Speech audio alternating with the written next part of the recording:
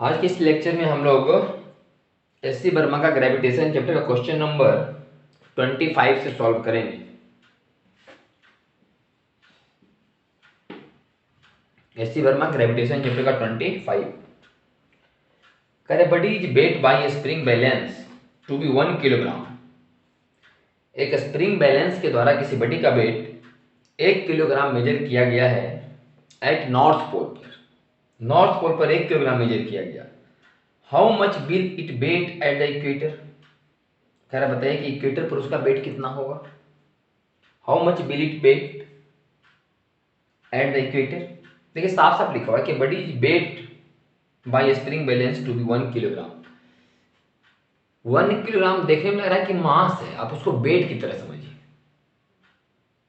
जैसे कि 1 किलोग्राम का जितना वजन होता है वैसा फील हो रहा है इक्वेटर पर, नहीं पोल पर। तो बताओ इक्वेटर पर कितना फील होगा। ऐसे क्यों पूछ रहा है? क्योंकि इक्वेटर पर पृथ्वी के घूमने के कारण उसके जी के मान में असर आता है, थोड़ा सा कम जाता है जी का मान, तो थोड़ा सा कम महसूस होगा। सिंपल सवाल है, सोचिए कि कहीं पृथ्वी पर जी का वैल्यू जी है और कहीं पृथ्वी पर जी का वैल्यू 2g है। एग्जाम्पल के तौर पर कहीं पर जी का वैल्यू जी है, कहीं जी का वैल्यू 2g है।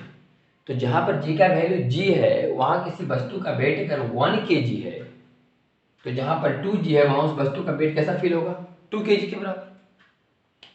अगर कहीं पर किसी वस्तु का वेट जहां g है वहां 1 kg है, तो जहां 2g है वहां 2 kg होगा। इसका मतलब g का मान जितना गुना ज़्यादा होगा उतना ही गुना ही ज़्यादा फील होगा, या जितना गुना कम होगा उतना गुना कम फील होगा। तो इक्वेटर पर देखते हैं क्या है। इक्वेटर पर g का वैल्यू है g minus omega square r. तो ये ऐसे लिखते हैं g into 1 minus omega square are by g. 2g था तो 2 kg, दो गुना बोल रहे हैं, तो ये क्या g है? इक्वेटर पर g का मान क्या है? जी बोले इतना जी। तो जहां पर g है वहां 1 kg, जहां 2g वहां 2 kg, जहां इतना g है वहां इतना kg, जहां इतना g है वहां इतना ही kg फील होगा। तो आंसर आ गया, ये आंसर है। जहां पर g है, जैसे पोल पर ना बडी का वेट 1 किलो फील हो रहा है, तो पोल पर तो जी का मान में असर पड़ता नहीं है पृथ्वी के रोटेशन के चलते। इक्वेटर पर असर पड़ता है। तो अगर जहां जी का वैल्यू जी है वहां 1 kg फील हो रहा है, तो जहां 2g वैल्यू रहा होगा वहां 2 kg फील होगा। इक्वेटर पर जी का वैल्यू कितना फील हो रहा है? इतना g। इसका मतलब इतना kg फील होगा। तो answer g minus omega square are by G. G minus omega square are by G, ये आंसर है।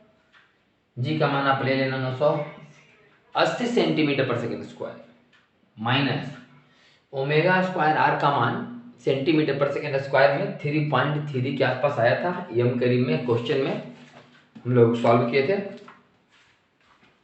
एम करीब के क्वेश्चन में डाटा दिया हुआ था, हम लोग सॉल्व करके निकाले थे, हम उसी का यूज कर लेते हैं। 3.36, तो 3.36 अब आई फिर 980, ये जितना आएगा उतना के जी फील होगा।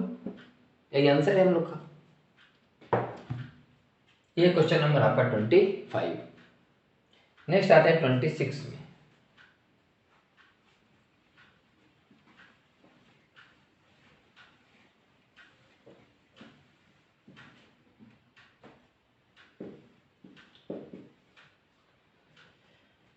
कह रहा है कि a body stretch a spring by a particular length at the earth surface at equator. A body stretches a spring by a particular length at the earth surface at equator। पृथ्वी के earth surface पर माने equator पर किसी बडी में, किसी spring में किसी बडी को लटकाया गया होगा, तो स्प्रिंग कुछ फैला होगा, स्ट्रेच हुआ होगा। ए बडी स्ट्रेचेज ए स्प्रिंग, एक बडी किसी स्प्रिंग को फैला रहा है बाई ए पर्टिकुलर लेंथ, कुछ खास लंबाई, eight the earth surface at equator, equator पर फैला रहा है। At what height above the south pole will it stretches the same spring by the same length। कह रहा पृथ्वी के साउथ पोल से कितना ऊपर जाएंगे तो वही बॉडी उसी स्प्रिंग को उतना ही स्ट्रेच करेगा, इसका मतलब दोनों जगह जी का वैल्यू सेम है। इक्वेटर पर जी का वैल्यू और पृथ्वी के सरफेस से ऊपर जाने पर जी का वैल्यू, साउथ पोल से ऊपर मतलब पृथ्वी के सरफेस से ऊपर जाने पर जी का वैल्यू दोनों सेम है। तो G minus omega square R is equal to G into 1 minus 2h by R. पृथ्वी के सरफेस से ऊपर जाने पर जी का वैल्यू और इक्वेटर पर जी का वैल्यू अगर बराबर है तो जितना इक्वेटर पर किसी बॉडी के द्वारा किसी स्प्रिंग को स्ट्रेच किया जाएगा उतना ही पृथ्वी के सरफेस से h हाइट पर भी उस बॉडी के द्वारा स्प्रिंग को उतना ही स्ट्रेच किया जाएगा, क्योंकि दोनों जी का वैल्यू सेम है, वही बॉडी है तो दोनों बराबर फोर्स लगाएंगे तो स्प्रिंग बराबर फैलेगा। तो यहाँ से हम लोग निकाल सकते हैं h का वैल्यू। यहाँ से हम लोग h का मान निकाल लेंगे तो g minus omega square are by G equal to 1 minus 2h by R. तो 2h by R equal to 1 minus G minus omega square are by G. और क्वेश्चन नंबर 25 में तो ये आंसर आ रहा था G minus omega square are by G, तो उसका आंसर आया था क्वेश्चन नंबर 25 में 0.997। इसका मतलब 1 माइनस 0.997 तो आ जाएगा 0.003। तो h is equals to r into 0.003 by 2। तो r का मान 6400 किलोमीटर इंटू 0.003 बाई 2, 3 जीरो यहाँ खत्म तो 3200 और गुने 3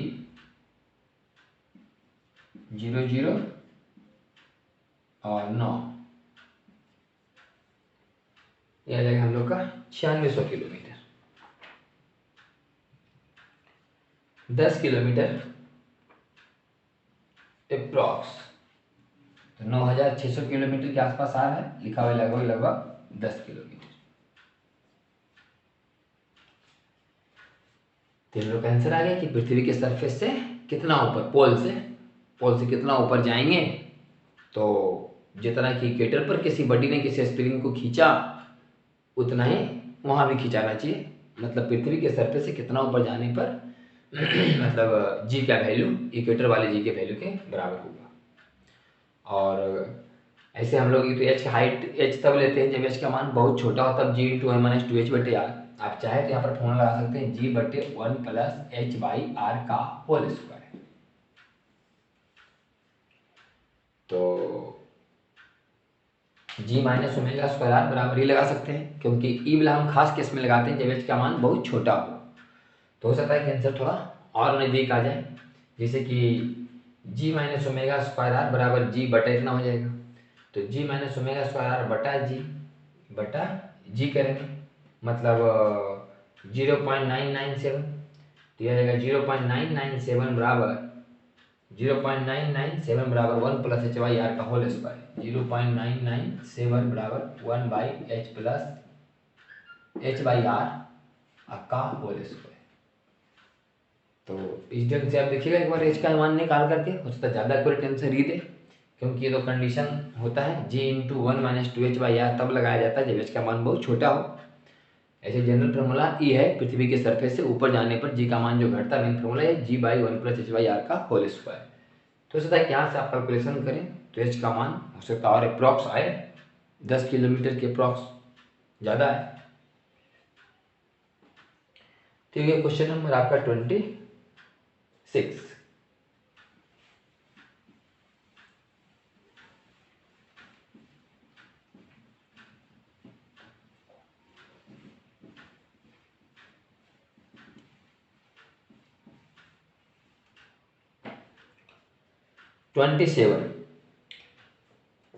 At what rate should the earth rotate so that apparent g at equator becomes 0?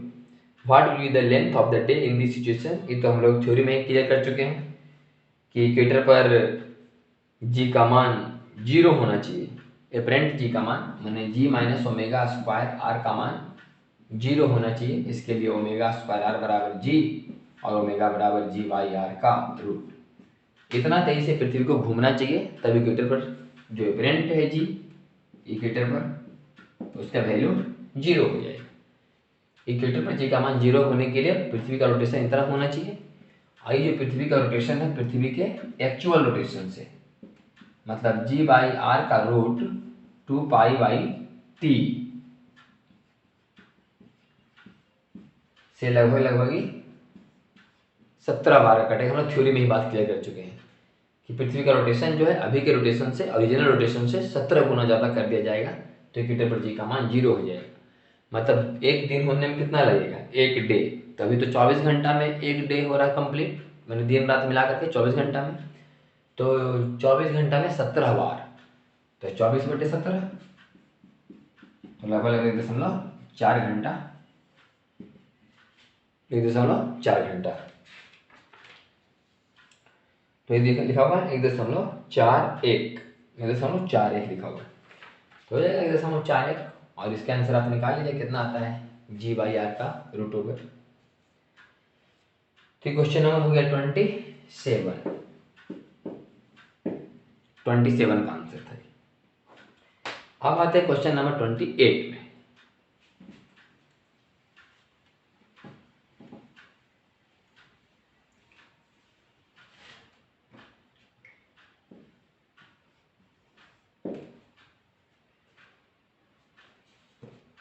देखो कि pendulum having a Bob of mass m, एक पेंडुलम है जिसके बॉब का मास m है, is hanging in A ship, जो कि एक शिप के सेलिंग से लटका हुआ है, ship sailing along the equator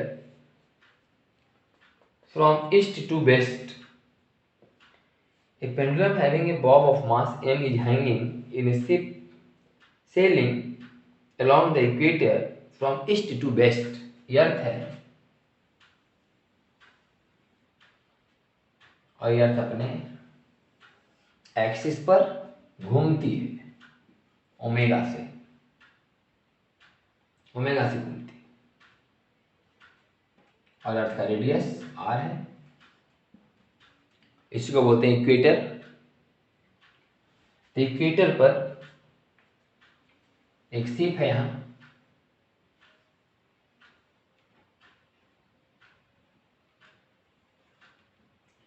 इसके एक पेंडुलम लटका हुआ है ऐसे m मास का।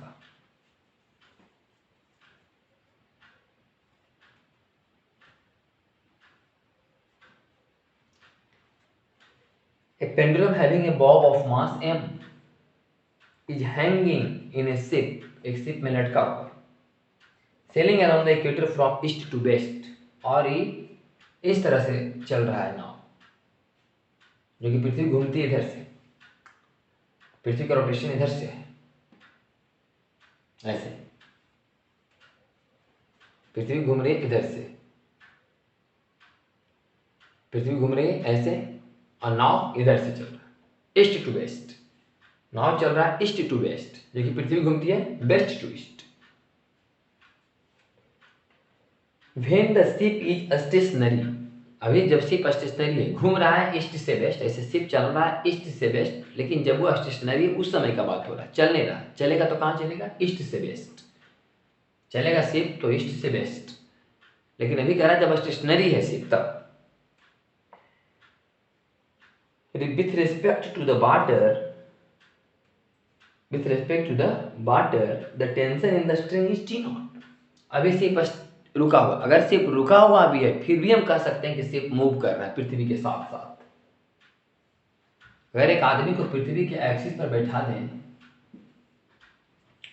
आइए पृथ्वी को जब घूमता हुआ देखेगा तो साथ साथ शिप को भी घूमता हुआ देखेगा कि शिप भी घूम रहा है ओमेगा से।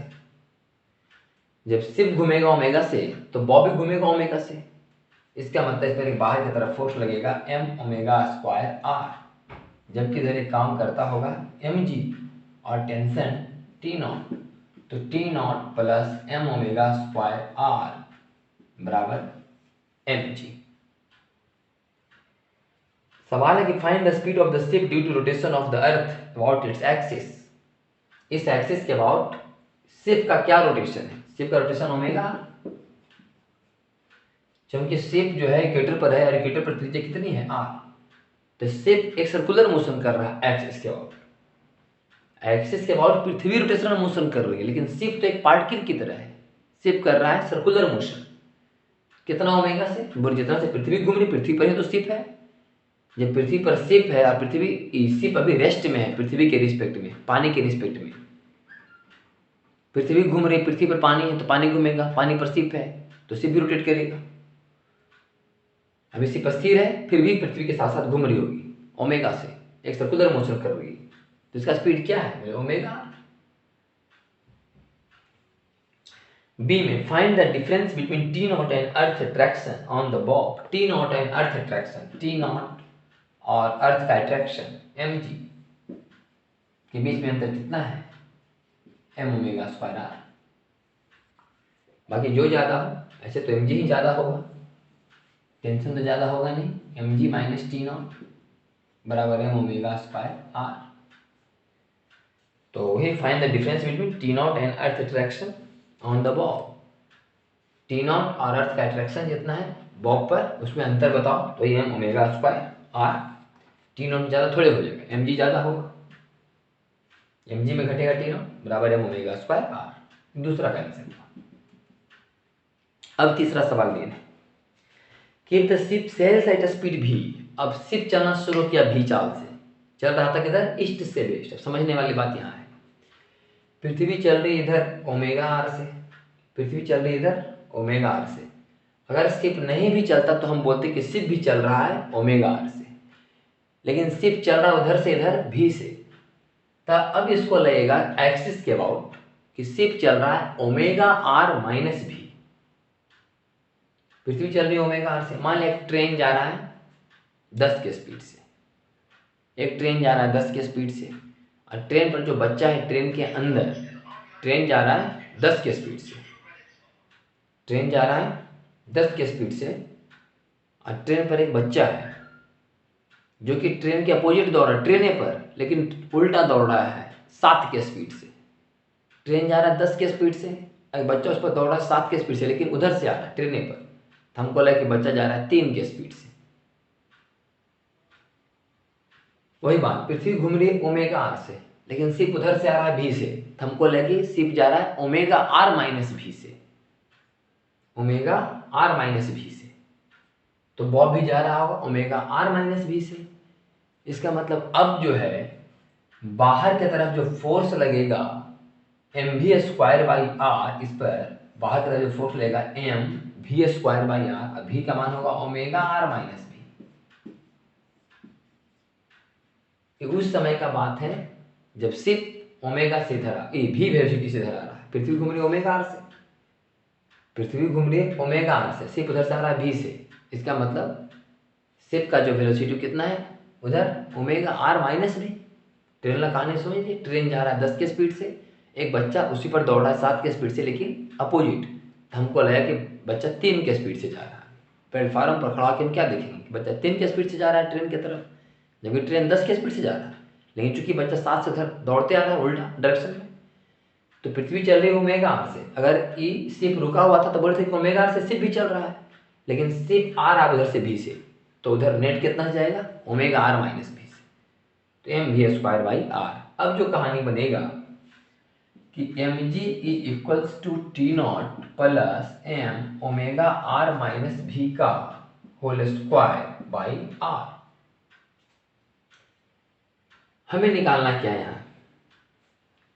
What is the tension in the string, tension निकालना है। तो अब टेंशन टी नहीं टी नॉट नहीं मान के टी मान लो, यही टी का मान निकालना है।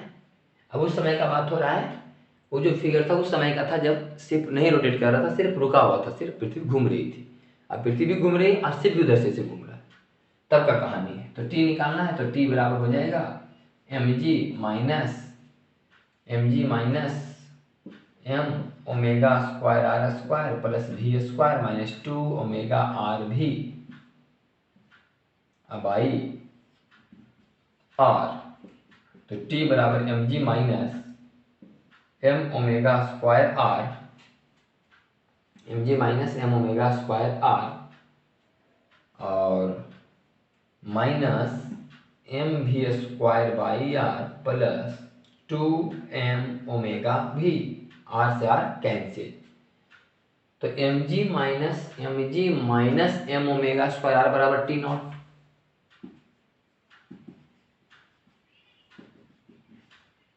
M G minus M omega square बराबर टी नॉट, तो टी बराबर टी नॉट और प्लस 2m ओमेगा भी, और ये लगभग लगभग टेंस टू 0, क्योंकि शेप का वेलोसिटी कितना होगा, पृथ्वी पर शेप का वेलोसिटी कितना होगा, और उसमें भागा देना है पृथ्वी की त्रिज्या 6400 किलोमीटर से, तो ये लगभग लगभग नेग्लिजिबल मान लेते हैं हम लोग, और अप्रॉक्स आंसर बता रहे हैं हम लोग कि T nought plus 2m omega भी, T nought plus 2m omega भी के आसपास होगा। ये क्वेश्चन नंबर 28 का आंसर। 29 देखते हैं।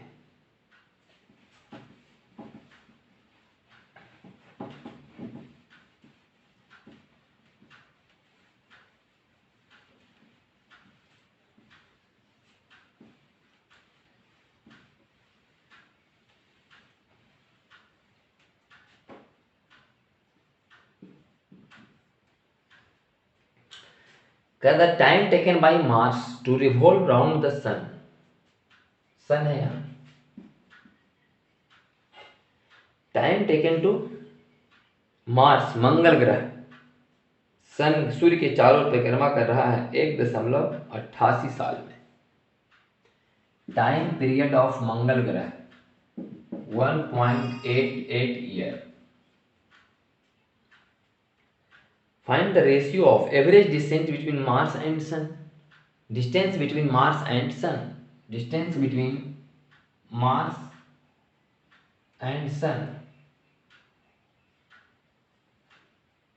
निकालना है। Ratio of the average distance between Mars and sun and the sun to that between the earth and sun, Mars and sun to that between the earth and sun, distance between earth and sun, ये निकालना है हमको। जबकि Mars का time period देर है और earth का time period हमको पता है 1 ईयर। पृथ्वी सूर्य की परिक्रमा 1 साल में करती है, मंगल ग्रह 1.88 साल में। तो बताओ कि मंगल ग्रह से सूर्य की दूरी और पृथ्वी और सूर्य के बीच की दूरी का अनुपात क्या है। तो दूरी और टाइम पीरियड में क्या रिलेशन है कि T square that equal to r cube. तो इसका मतलब कि टी मंगल ग्रह का मतलब टी स्क्वायर बराबर कुछ के आर क्यूब। तो टी मंगल ग्रह का बराबर के आर मंगल ग्रह और सन का क्यूब,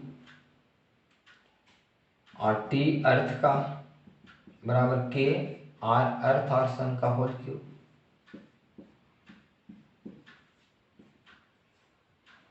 अब दोनों को डिवाइड कर देते हैं, तो के से के कैंसिल, और आर एम एस बटा आर ई एस का होल पावर टी बराबर टी एम बटा टी अर्थ का होल स्क्वायर। तो आर एम एस बटा आर ई एस अर्थ और सन मंगल ग्रह और सन बराबर टी एम बटा टी अर्थ का होल स्क्वायर का पावर 2/3, पावर 2/3। बाकी टाइम पीरियड 1.88, इसका 1, तो 1.88 ही आएगा। 1.88 का पावर 2/3। अनुपात है तो कोई मात्रक तो होगा नहीं, तो यह 1.52, तो इसको सॉल्व करना पड़ेगा। 1.88 का पहले होल स्क्वायर कर लेंगे और फिर उसका पावर 1/3। ठीक, तो ऐसे हो नहीं पाएगा, कैलकुलेटर से करना पड़ेगा थोड़ा, तब जाकर सही से मतलब आंसर आ जाएगा। तो इनको सॉल्व कीजिएगा। 1.88 का पावर 2/3, तो 1.88 का पावर 2/3। अगर ज़्यादा करना है तो आप इस तरह से कर सकते हैं कि इसको तोड़ दीजिए, मैंने फैक्टर निकाल दीजिए कि 2 गुने इतना गुने इतना गुने इतना, ऐसे करके तोड़िएगा तो थोड़ा आसानी से निकल सकता है, एक लगभग सही आंसर तक जाएगा। खैर बाकी जो भी है नहीं तो फिर हम लोग कैलकुलेटर से कर लेंगे इसका कैलकुलेशन। 1.88 का पावर 2/3। तो यह क्वेश्चन नंबर आपका 29 1.88 का पावर 2/3। इसको सॉल्व करेंगे, आंसर आपका आएगा 30 नंबर। देखिए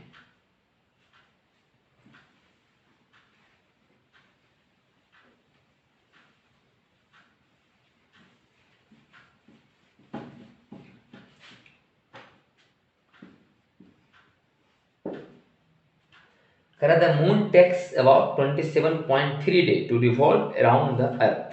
पृथ्वी के चारों ओर चंद्रमा इतना दिन में एक चक्कर लगाता है। कल नियरली एक सर्कुलर ऑर्बिट भी दिया गया है। Calculate the mass of the earth from these data. Time period दिया गया है, और रेडियस भी दे दिया गया है।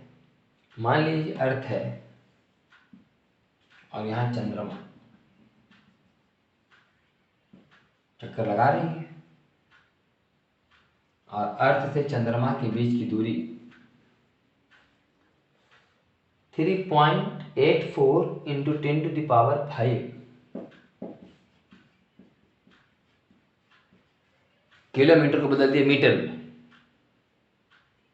और टाइम पीरियड इसका जो लिखा हुआ है 27.3 day.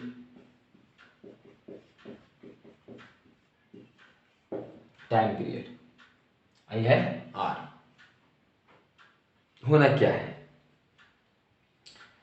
Mass of the earth. Calculate the mass of the earth. Mass of the अर्थ बताना, मास ऑफ द अर्थ। ध्यान सुनेंगे, बाहर की तरफ इस पर एक फोर्स लगता होगा m⍵², और अंदर Gmm/r²। ये दोनों बैलेंस होगा और m से m कैंसिल, तो Gm/r² इक्वल टू 2π/t का होल स्क्वायर r। ओमेगा का मान पुट कर दिए 2π/t का होल स्क्वायर। अब r पता है, t पता है, g पता है, बचा कौन से, मास किसका, अर्थ का। यहां से हम का मान निकल जाए। चंद्रमा के मास तो कोई लेना नहीं तो कट गया। और क्या r का मान पता है, r का मान पता है। और ऐसे भी हमको टाइम पीरियड का जो फॉर्मूला था t बराबर 2π r प्लस h का पावर 3/2 अब आई कुछ ऐसे √Gm r प्लस h का पावर 3। यहीं से देख सकते हैं हम लोग कर करके कि t बराबर कितना आया था, 2π r हो गया परिधि, वेलोसिटी आया था √Gm/r, तो आया था 2π r का पावर 3/2 बटा √Gm। बस यहाँ से भी t का मान पता है, 2π पता है, r पता है, बाकी g पता है, m का मान निकाल सकते हैं डायरेक्ट फॉर्मूला से भी। आप किसी तरह से करें, बात एक ही है, ऐसे निकालें या ऐसे निकालें, यहाँ से भी m का मान निकल जाएगा। ऐसा कीजिएगा तो ये बात होगा, दोनों तरफ स्क्वायर कर लीजिए, यहाँ से हट जाएगा, m का मान निकलेगा, यही ठीक है। यहाँ से m का मान निकाल सकते, बाकी कैलकुलेशन जो भी हो ये हुआ कि डायरेक्ट फॉर्मूला से जो आता था ना 2 प्लस ऐसे आता था r प्लस h, यहाँ था r प्लस h, तो यही r प्लस h ही तो है, यार क्या है, r प्लस h ही तो है। तो यहाँ आप पर कीजिएगा आर, यहाँ भी आर, तोड़िएगा यही आएगा। और करके भी दिखा दिए, बाहर लगने वाला फोर्स अंदर लगने वाला फोर्स दोनों बराबर करेंगे, यहाँ से एम का मान निकालेंगे। बाकी जी पता है, आर का मान दिया गया है, टी का मान पता है, 2 पाई का वैल्यू पता है, आर का वैल्यू पता है, एम का मान निकल जाएगा।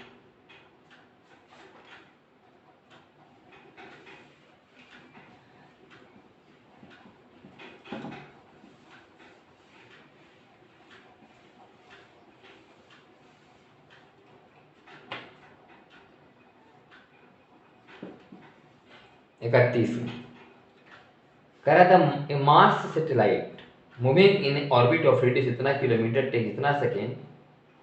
फिर वही सवाल है, मार्स सैटेलाइट, मार्स ग्रह का सैटेलाइट, ये पृथ्वी का सैटेलाइट था, मंगल ग्रह का सैटेलाइट है।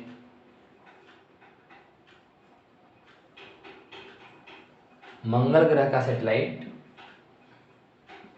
तो मंगल ग्रह का परिक्रमा करेगा, रेडियस लिखा हुआ है 9.4 इंटू 10⁻6 मीटर। 3 किलोमीटर, किलोमीटर बदल दिए मीटर में, और टाइम पीरियड दिया गया है 27540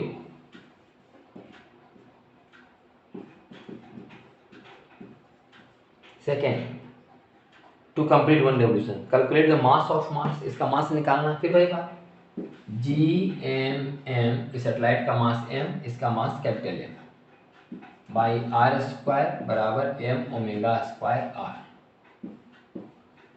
फिर G M by r square बराबर 2 पाई बाई टी का होल स्क्वायर आर। फिर से वही निकालना है, सेम सवाल है। पृथ्वी के, तो पृथ्वी वाला सैटेलाइट मंगल ग्रह का है, तो मंगल ग्रह वाला सैटेलाइट के बारे में बात है।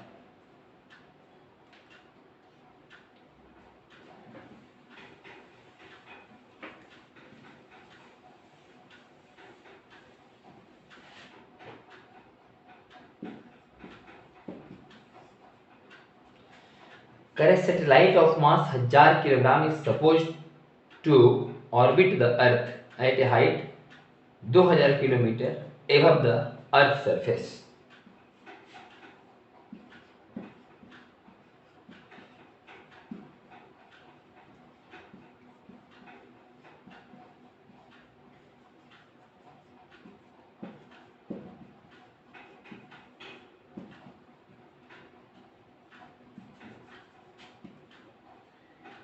A satellite of mass 1000 kilogram is supposed to orbit the Earth at a height 2000 kilometer above the Earth's surface. Find its speed in the orbit. इस ऑर्बिट में इसका स्पीड क्या है? इस ऑर्बिट में इसका स्पीड क्या है? या तो डायरेक्ट फॉर्मूला लगा दीजिए, बाहर m we square by r, बाहर बराबर अंदर G M M by r square.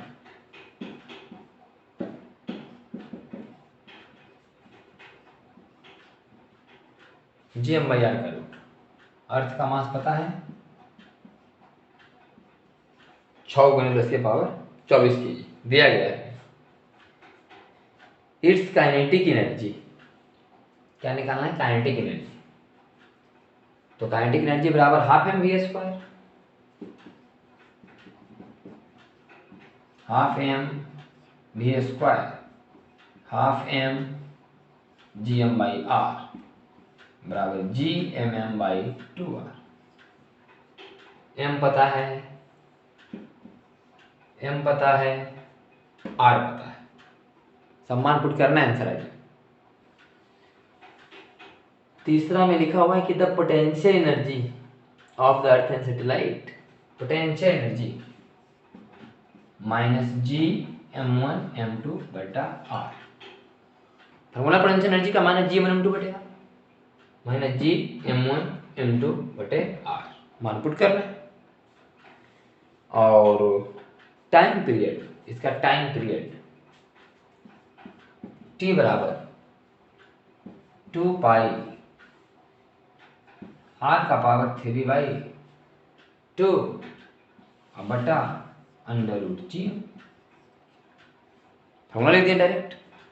Time period का फॉर्मूला लिखा है सेटेलाइट का टाइम पीरियड 2πr+h होता था यहाँ पर 2πr, ऐसे कर लो 2πr परिधि हो गया, परिधि में वेलोसिटी से भागा दे दो तो सरकमफ्रेंस बटा स्पीड बराबर टाइम पीरियड।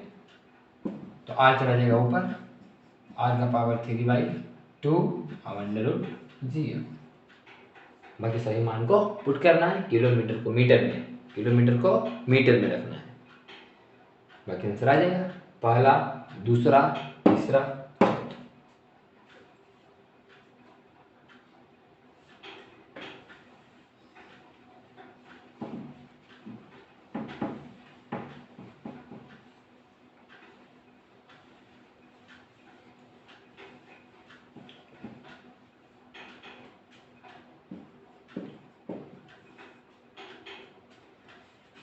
चौथा। Find the radius of the circular orbit of a satellite moving with an angular speed equal to the angular speed of Earth rotation. Find the radius of circular orbit of a satellite. उस satellite का orbit का त्रिज्या बताना है जो कि पृथ्वी के angular speed के साथ साथ चल रहा है। तो इसके बारे में हम लोग पढ़े कि ऐसे सैटेलाइट को हम लोग बोलते हैं जियो स्टेशनरी सैटेलाइट, जियो स्टेशनरी सैटेलाइट, टाइम पीरियड 24 घंटा। तो r बराबर r+h और पृथ्वी के सरफेस से ही 36,000 किलोमीटर ऊपर होता है। तो 6400 प्लस 36,000 तो 400 42,400 किलोमीटर।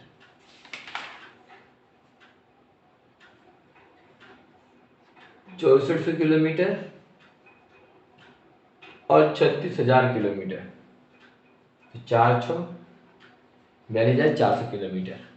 ये लगभग कुछ अलग आता होगा, लेकिन लगभग 36,000 किलोमीटर हम लोग मानते हैं। और ये हम लोग एक्सप्लेन करते हैं कहाँ, टाइम पीरियड से। टाइम पीरियड बताया गया है ना कि टाइम पीरियड 24 घंटा है। और टाइम पीरियड का फॉर्मूला क्या होता है, 2πr का पावर 3/2 बटा √g बराबर 24 × 60 × 60। अभी r का मतलब r+h, तो यहाँ से h का मान लगभग निकल के आता है 36,000 किलोमीटर। फॉर्मूला है टाइम पीरियड का किसी सैटेलाइट का। 24 घंटा क्वेश्चन में करा कि पृथ्वी के साथ साथ घूम रहा है सैटेलाइट, उसका नाम होता है जियो स्टेशनरी सैटेलाइट। हम लोग थ्योरी में पढ़ते हैं। टाइम पीरियड कितना था, 24 घंटा। टाइम पीरियड 24 घंटा, आर का मान यहाँ से निकालते हैं 36,000। वही 36,000 तो पृथ्वी के सरफेस से ऊंचाई हुआ, मेन त्रिज्या हुआ r+h, तो 42,400 किलोमीटर के आसपास। If the satellite is directly above the North Pole at some instant, find the time it takes to come over the equatorial plane। कह रहा है कि इसे कि मान लिया, देखिए कि अर्थ है, इसके बारे में बात कर रहे हैं। जैसे मान लिया ये अर्थ है और एक सैटेलाइट इसके चारों तरफ चक्कर लगा रहा है। इधर हुआ इक्वेटर, इधर हुआ पोल।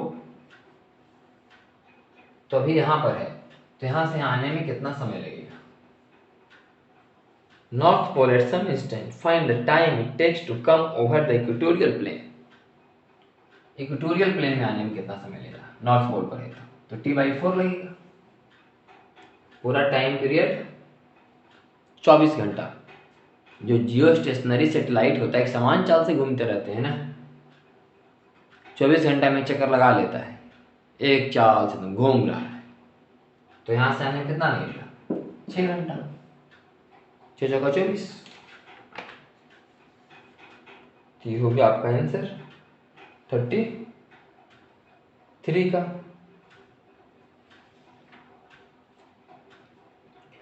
ये सब है जियो स्टेशनरी सैटेलाइट।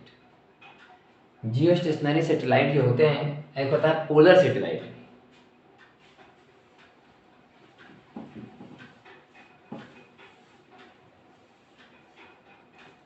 एक होता है जियो स्टेशनरी सैटेलाइट, जैसे अर्थ है, मान ली अर्थ है, यहाँ इसका पोल है। तो एक सैटेलाइट जो होते हैं ना, इसके ऐसे चारों तरफ चक्कर लगाते हैं। एक है जो यहाँ लगा रहे हैं,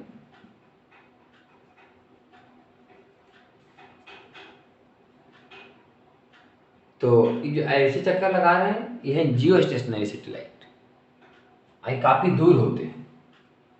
ये जो सैटेलाइट हैं जियो स्टेशन 36,000 किलोमीटर, पृथ्वी की त्रिज्या 6400 किलोमीटर, आई 36,000 किलोमीटर पर, 36,000 किलोमीटर पर चक्कर लगाते हैं, बहुत दूर होते हैं। ये जो पोलर सैटेलाइट होते हैं, यहाँ पर चक्कर लगाते हैं ऐसे, वो पृथ्वी के सरफेस से काफी नजदीक होते हैं। ये पोलर सैटेलाइट होते हैं, पृथ्वी के सरफेस से काफी नजदीक होते हैं, बहुत ज्यादा दूर नहीं होते। और तो ये जो पोलर सैटेलाइट हैं, ये जो पोलर सैटेलाइट है ना, पूरे पृथ्वी का फिगर कभी नहीं ले पाएंगे। कैसे? ये तो पृथ्वी के साथ साथ घूमते हैं, तो पृथ्वी जैसे से घूमेगी वैसे उसे भी घूमेगा। मान लें कि यहाँ पर इंडिया है, यहाँ पर सैटेलाइट है, तो इंडिया ऐसे घूमेगा नक्शा में, तो ऐसे भी सैटेलाइट भी घूमेगी। तो हमेशा फोकस इंडिया पर ही करेगा। ये जियो स्टेशनरी सैटेलाइट पूरे पृथ्वी का मतलब इमेज, पूरे पृथ्वी पर क्या हो रहा है इसके बारे में जानकारी नहीं देते, लेकिन पोलर सैटेलाइट पूरे पृथ्वी पर का जानकारी देते हैं। कैसे? तो जैसे कि मान लें पोलर सैटेलाइट ऐसे से घूमेंगे, तो जब ऐसे घूमते हैं उसमें पृथ्वी भी घूमती है ऐसे, तो जब ऐसे घूम रहा होगा तो पृथ्वी ऐसे हल्का हल्का घूम रही होगी। तो अभी मान लें कि पोलर सैटेलाइट यहाँ है, तो यहाँ का फिगर खींच लिया। जैसे पोलर सैटेलाइट यहाँ आएगा, पृथ्वी घूम चुकी होगी, तो ये वाला पोर्शन यहाँ भाग जाएगा। अभी ये पोर्शन यहाँ है, कुछ समय के बाद इधर का पोर्शन वहाँ जाएगा, तो पोलर सैटेलाइट यहाँ आएगा। इस तरह से ही ऐसे फिगर लेगी, ऐसे फिगर लेगा। ये शुरू में पोर्शन पीछे था, ये आगे आएगा, फिर धीरे धीरे पोलर सैटेलाइट इधर आएगा, पृथ्वी इधर से इधर आएगी। तो पोलर सैटेलाइट को यहाँ आते आते ये पोर्शन यहाँ आएगा। इसी तरह से ऐसे ऐसे करते करते अभी यहाँ आया, फिर उधर से पीछे से जाएगा, फिर इधर से आएगा, फिर इधर से आएगा, फिर इधर से आएगा, ऐसे करते करते पूरा पृथ्वी का फिगर ले लेते हैं। तो ये पोलर सैटेलाइट के द्वारा ही पृथ्वी के पूरे पृथ्वी पर कहाँ क्या हो रहा है, हर एक तरह का जानकारी हम लोग सुरक्षा के दृष्टिकोण से भी और पूरे पृथ्वी पर का नज़ारा हम देख सकते हैं, नज़ारा देख सकते हैं। हाँ, एक टाइम इंटरवल के बाद, एक टाइम के बाद वो तेजी से रोटेट करती रहती होगी इसे, तो लेकिन कभी न कभी तो हर एक जगह का बारी आएगा, पृथ्वी के हर एक मतलब सतह का बारी आएगा, और हर एक का फिगर ही खींच सकती है पोलर सैटेलाइट। इससे हम लोग पृथ्वी के पूरे सरफेस का हम लोग जानकारी मुहैया करा सकते हैं, लेकिन इसे किसी खास जगह पर ही लोकेट करता है, क्योंकि पृथ्वी के साथ साथ चलते हैं, पृथ्वी घूमेंगे तो वो घूम जाएगा ऐसे, तो इसी पर हमेशा फोकस रहेगा हमेशा। आइए जो ऐसे ऐसे घूमता है पोलर सैटेलाइट, और पृथ्वी काफ़ी नज़दीक होते हैं, पूरे फास्ट रहता है, पूरा फास्ट, बहुत तेज चलता है। पृथ्वी के नज़दीक है, बहुत तेज से नहीं चलेगा तो पृथ्वी खींच लेगी अंदर की तरफ। पृथ्वी से ही पोलर सैटेलाइट क्या होता है ना, ये 36,000 किलोमीटर पृथ्वी से बहुत दूर है, वहाँ गुरुत्वाकर्षण का मान बहुत कम रहा होगा, वहाँ पर गुरुत्वाकर्षण का मान बहुत कम रहा होगा, तो वहाँ पर ज़्यादा गुरुत्वाकर्षण है नहीं, इसलिए कम ही वेलोसिटी में मैनेज कर लेता होगा अपने ऑर्बिट को। लेकिन पृथ्वी के सरफेस से काफ़ी नज़दीक है, यहाँ गुरुत्वाकर्षण अंदर की तरफ ज़्यादा लगेगा, इससे इसको वेलोसिटी भी ज़्यादा चाहिए ताकि मैनेज करके रखे, नहीं तो गिर जाएगा। इससे बहुत हाई स्पीड से चलते हैं और बहुत तेज़ी से पूरे पृथ्वी को देख लेती है। हम घुमा ऐसे, पृथ्वी घूम गई ऐसे, फिर ऐसे घुमा, पृथ्वी घूम गई ऐसे, माने पूरे पृथ्वी का फिगर अपने आप आते रहेगा, पृथ्वी रोटेट करती रहेगी, ऐसे से घूम घूम के पूरे पृथ्वी का फिगर ये अपनी जगह पर ऐसे से घूम रहा है। पृथ्वी खुद घूम करके उसके पास आती है, कैमरा के पास। पोलर सैटेलाइट जाता नहीं है, पोलर सैटेलाइट अपने घूम ही रहा है अपनी जगह पर, पोलर सैटेलाइट अपनी जगह पर घूम रहे हैं आप पृथ्वी को ऐसे ऐसे रोटेट होते हुए अपना कभी इस जगह का नज़ारा, कभी जगह का नज़ारा, कभी जगह का नज़ारा सब कैमरा में कैच होते जाए। पूरी पृथ्वी का हम लोग देख सकते हैं। इसको बोलते हैं पोलर सेटेलाइट। एक होता है जियो स्टेशनरी सेटेलाइट। अभी बात हो रहा था जियो स्टेशनरी सेटेलाइट। क्वेश्चन नंबर 34 में आते हैं।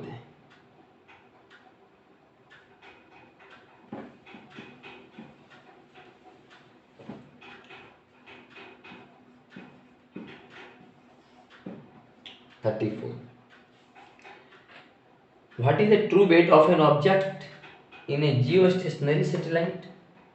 That weight exactly 10 newton at the north pole. North pole पर 10 न्यूटन वेट है, तो जियो स्टेशनरी सैटेलाइट पर कितना होगा? जियो स्टेशनरी सैटेलाइट कितना होगा? वो 36,000 किलोमीटर की ऊंचाई पर है, तो जी बराबर पृथ्वी के सरफेस से 36,000 किलोमीटर पर है ना, तो जी बटे 1 प्लस एच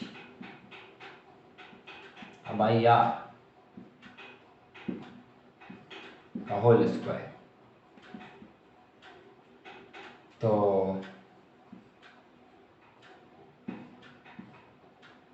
दो बार का ही 32 और दो बार का 180, 16, 90, 8, 45, 1 जोड़ 45 बटे 8 का होल स्क्वायर बराबर जी बटा 8 5 13, 53 बटे 8 का होल स्क्वायर मतलब जी इंटू 8 बटा 53 का होल स्क्वायर। तो यहाँ पर जी का मान इतना गुना क्या है? इतना गुना है। यहाँ पर जी का मान इतना गुना है, तो वेट कितना हो जाएगा?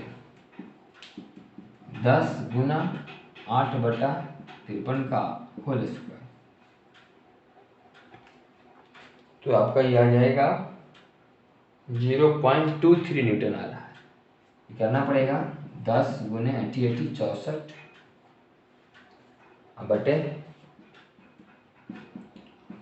53 गुने 53 मैंने 50 प्लस 3 का होल स्क्वायर 2500 और 300 और 9 5 3 8 8 0 9 25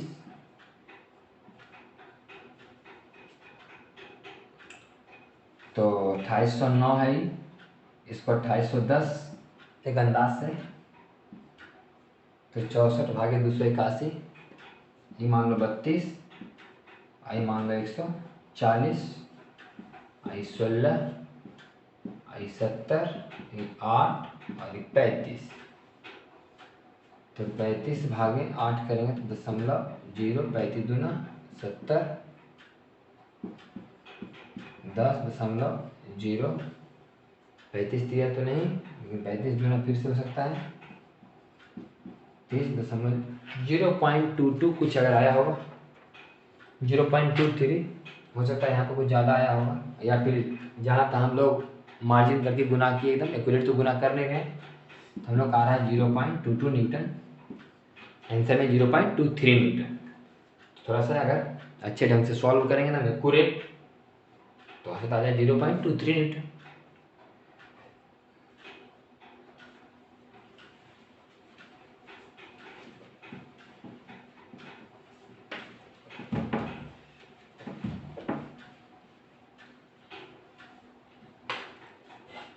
पैंतीस नंबर सवाल में लिखा कि the radius of A planet is r1 and satellite revolves around it in a circle of radius r2। Planet का रेडियस r1 है और एक सैटेलाइट यहाँ चक्कर लगा रहा है।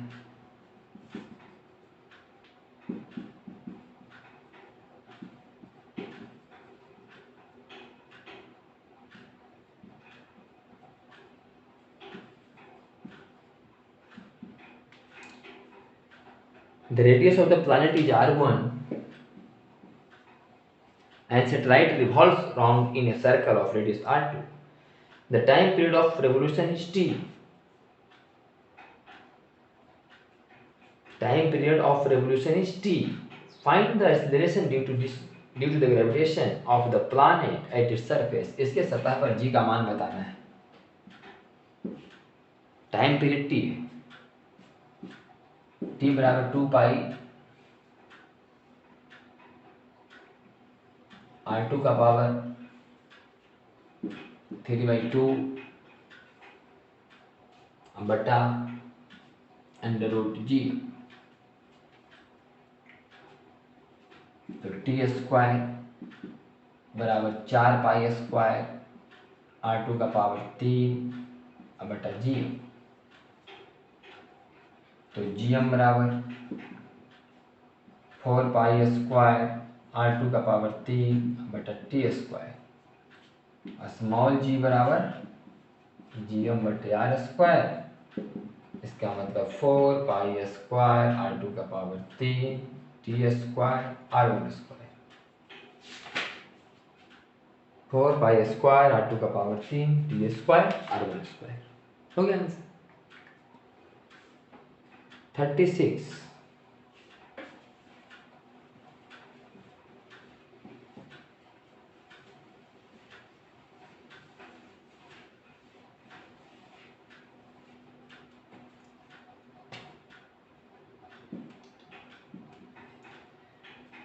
कह रहा है कि find the minimum colatitude which can directly receive a signal from a geostationary satellite। कह रहा है मिनिमम कोलैटिट्यूड का मान कितना होना चाहिए which can direct receive a signal from a geostationary satellite, ताकि जियोस्टेशनरी सैटेलाइट से डायरेक्ट सिग्नल रिसीव हो। उसके लिए मिनिमम कोलैटिट्यूड मिनिमम कितना होना चाहिए। 36 नंबर सवाल।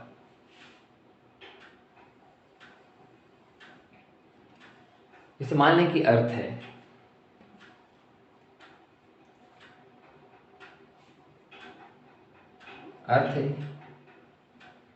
ये अर्थ का इक्वेटर है। यहां पर हम बोलते हैं 0 डिग्री। 0 डिग्री लैटिट्यूड है, 0 डिग्री अक्षांश। तो देखना है कि कितना डिग्री पर डायरेक्ट सिग्नल आ जाएगा मिनिमम। जिसे मान लिया जाए कि यहां से कितना चाहिए 36,000 किलोमीटर और 6400 किलोमीटर। जहाँ तक डायरेक्ट सिग्नल आएगा, इसका सिग्नल कहाँ से कहाँ तक कैच करता होगा। जैसे कोई जियोस्टेशनरी सैटेलाइट कहीं तो होगा, तो पृथ्वी कितना भाग को कवर करता होगा।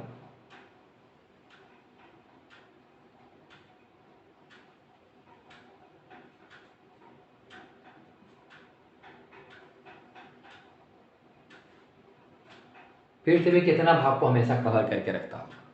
पृथ्वी अपने एक्सिस पर घूमती होगी, सैटेलाइट भी अपने एक्सिस पर अपने यहाँ से घूमता होगा और हमेशा इतना भाग पर कंट्रोल रखता होगा। इतना भाग में क्या क्या हो रहा है उसका फिगर वो कैच करते रहता है। जियो स्टेशनरी सैटेलाइट पृथ्वी के इस भाग हमेशा पृथ्वी अपने एक्सिस पर घूमते रहेगी और ये सैटेलाइट से घूमते रहेगा और हमेशा इतना भाग पर फोकस करते रहेगा। तो ये बताना है यह डायरेक्ट सिग्नल यहाँ मिल रहा है कि नहीं। मैक्सिमम तो यहाँ मिल रहा है, यहाँ मिल रहा है, यहाँ मिल रहा है, यहाँ मिल रहा है 90 डिग्री पर जहाँ डायरेक्ट सिग्नल मिल रहा है। लेकिन इसके कम में फिर डायरेक्ट सिग्नल नहीं मिलेगा। डायरेक्ट सिग्नल आपको यहीं तक मिल रहा है क्योंकि जो सैटेलाइट है इतना ही भाग को अपना सिग्नल भेज रही है, इतना ही पर इसका कंट्रोल है। वही बताना है कि वैल्यू कितना है। तो चूंकि अगर ये 5 है तो 90 माइनस 5 है और ये यहाँ से 90 है तो फिर से ये 5 है और ये एक रेडियस है तो 5 का मान यहाँ से निकाल दीजिए। साइन 5 बराबर P अब आई P बाई हाइपोटेनस मतलब R प्लस 36,000 6400 36 जारी हुआ हाइपोटेनस 90 के सामने वाला, कर्ण हुआ ये, आई लंब हुआ, तो 6400 अब बटा 36,000 6400, ₹42,400। तो ये कट जाएगा आ जाएगा 64/424। तो 64/424 कितना आएगा? 64/424 मोटा मोटी 0.15 आ रहा है, 0.15। तो यहाँ से 5 कमा लिख देना, साइन इनवर्स 0.15। ये हो गया 36 नंबर सवाल का आंसर। अब है 37।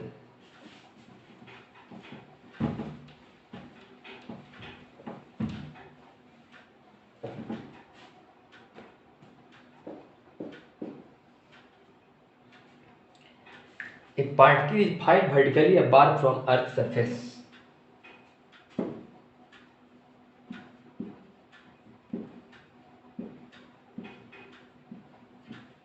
एक पार्टिकल को ऊपर फेंका गया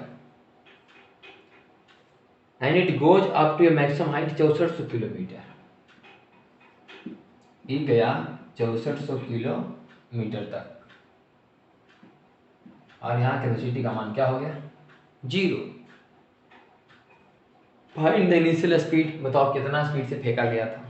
यहाँ है कंजर्वेशन ऑफ एनर्जी, यहाँ potential energy -Gmm/r, kinetic energy ½mv² बराबर, जब यहाँ पहुँचा था पोटेंशियल एनर्जी -Gmm/2r, क्योंकि 6400 और 6400 ये भी तो आरे के बराबर है, और प्लस 0, वेसिटी यहाँ 0।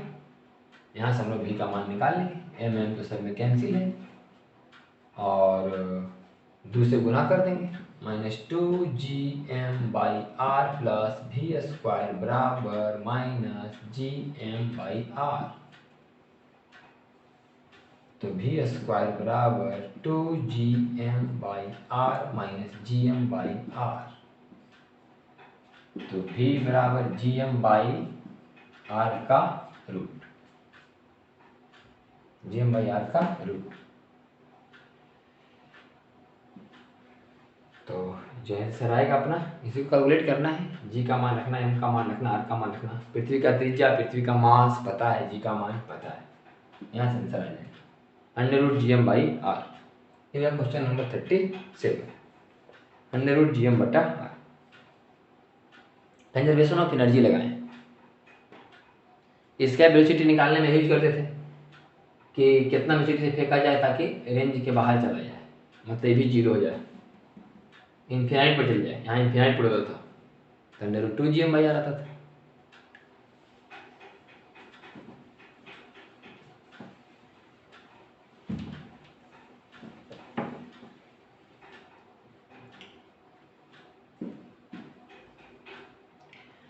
करें particle is fired vertically apart with a speed of 15 kilometre per second.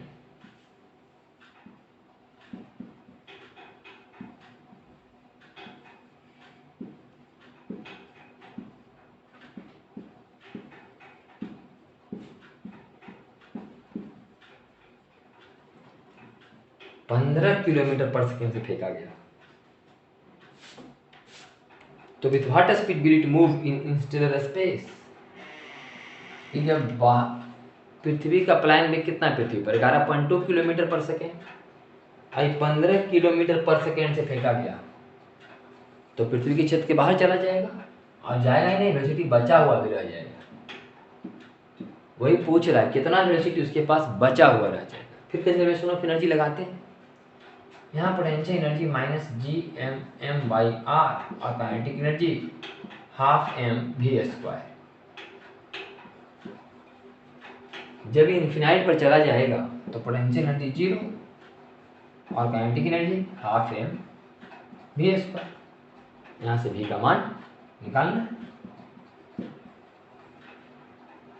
Escape velocity से कम वेलोसिटी अगर दिया जाएगा तो रेंज के मतलब क्षेत्र के अंदर रहेगा और वेलोसिटी 0 होगा। अगर एस्केप वेलोसिटी से ज़्यादा वेलोसिटी दिया जाएगा तो क्षेत्र के बाहर जाएगा, वेलोसिटी बाहर बचेगा। तो इसके पहले जो था वेलोसिटी कम दिया गया था, क्या कि लिखा हुआ था कि 1400 किलोमीटर ऊपर जाकर रुक गया, तो वेलोसिटी निकालना था कितना से फेंका जाए भाई ताकि 1400 किलोमीटर ऊपर चढ़े और रुक जाए फिर लौट के चलाएगा। अब ये कि 15,000 मीटर पर सेकंड, 15 किलोमीटर पर सेकंड स्पीड दिया गया, जबकि पृथ्वी पर पलायन वेग का मान वेलोसिटी का मान 11.2 किलोमीटर पर सेकंड है। तो पृथ्वी के क्षेत्र के बाहर चला जाएगा और वेलोसिटी इसके पास बचा हुआ रहेगा, यही वेलोसिटी का मान बताना है। कंजर्वेशन ऑफ एनर्जी लगा दी। एक बार सवाल है 39,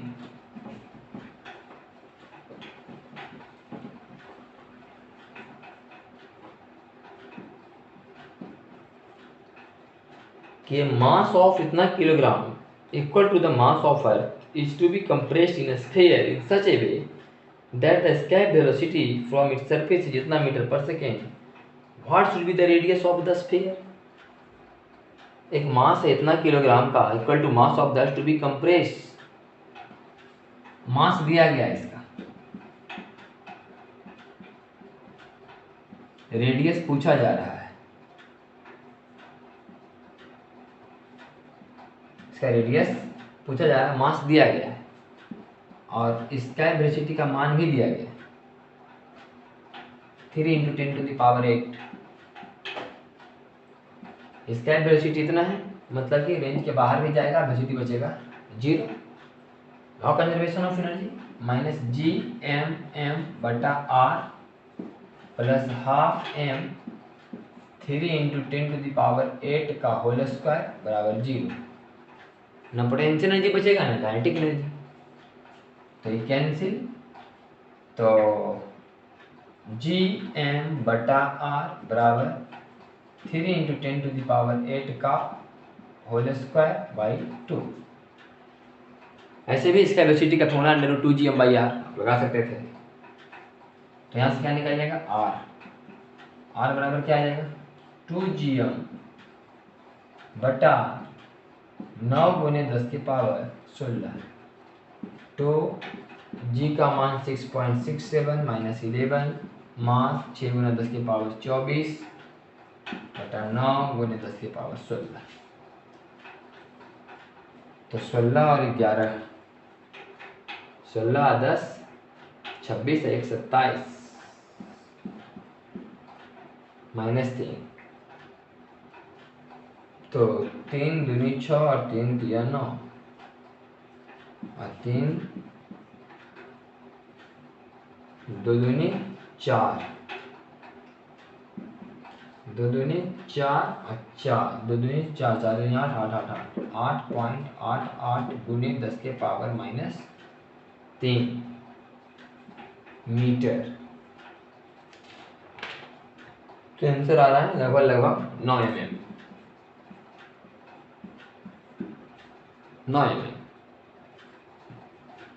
ठीक, खत्म हो गया आपका चैप्टर आपका ग्रेविटेशन। नेक्स्ट क्लास में हम लोग करेंगे सिंपल हार्मोनिक मोशन चैप्टर।